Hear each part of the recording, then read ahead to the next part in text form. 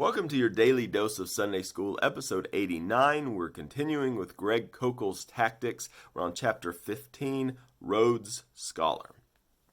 And this chapter is all about the fallacy of the expert witness. If we can bring in enough people with PhDs behind their name, people who are doctors in science or philosophy or whatever, then we feel like we have done our work. And it is not enough. Here's the principle. It is not enough to know that an expert thinks this. You should be asking the expert why they think it. Expert witnesses in the world of trials in justice have been used to condemn innocent people. Expert witnesses are supposed to come in and give evidence to convince a jury, not just appeal to their expert, the fact that they are an expert. He looks at a couple different areas to think about this. Creation. How did the world come about?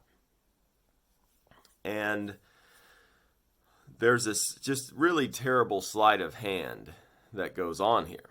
So the evolutionist rejects what the Christian or the intelligent design person, those aren't necessarily the same, the person who hosts intelligent design says, because they say that's not science.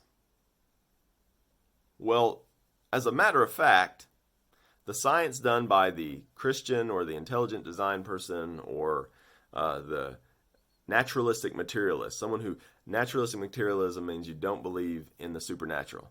The science done by those three groups are 100% the same.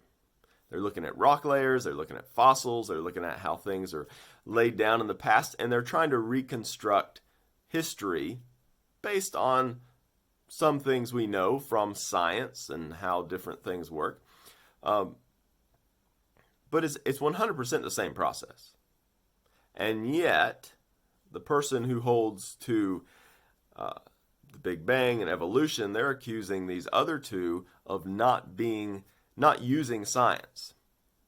Well, I would say in some sense none of them are. They're doing historical recreation based on evidence. It's not really the scientific method, but if you want to call it science, it's the same thing. They're all doing the same thing. What's different is their philosophy. And so what you believe about the starting point of the world is going to determine how you interpret everything else.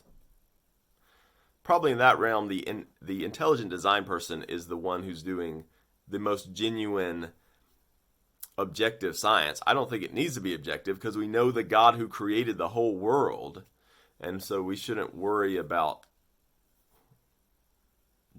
I can't interpret these things based on Genesis. You absolutely have to. But the sleight of hand then is that the naturalistic materialist, the one who doesn't believe in the spiritual, is accusing these other two of not doing science because they disagree with their philosophy. They're saying that's religious work while they're judging them based on their own philosophy. And so it's super hypocritical. It's really unfair. But because you have so many scientists who are saying this, and those other groups are in the minority, then you're making this claim. And it's not enough. We need to know, why do you think this? And we need to look at the evidence. Another place that we have this expert witness problem is in the area of the historical Jesus. People who talk about the historical Jesus, they are automatically showing their hand that they are naturalistic materialists and they don't believe in the Jesus of the Bible. So somebody comes in and maybe they're kind of from a Christian tradition, but they're definitely not Christians, who are naturalistic materialists. They don't believe in the supernatural, and they are biblical scholars, though. You think, well, why would anyone do that?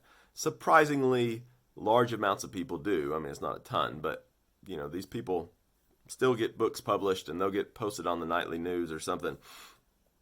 People, these scholars who want to study the Bible but don't believe in miracles, when they come to the project of, okay, we need to discover who Jesus really was, well, everything is already laid out for them from the get-go by their philosophy. So these experts, they're going to say, okay, well, we know there's no miracles, so there's no resurrection, and we can rule out all the miracles and stuff, healings.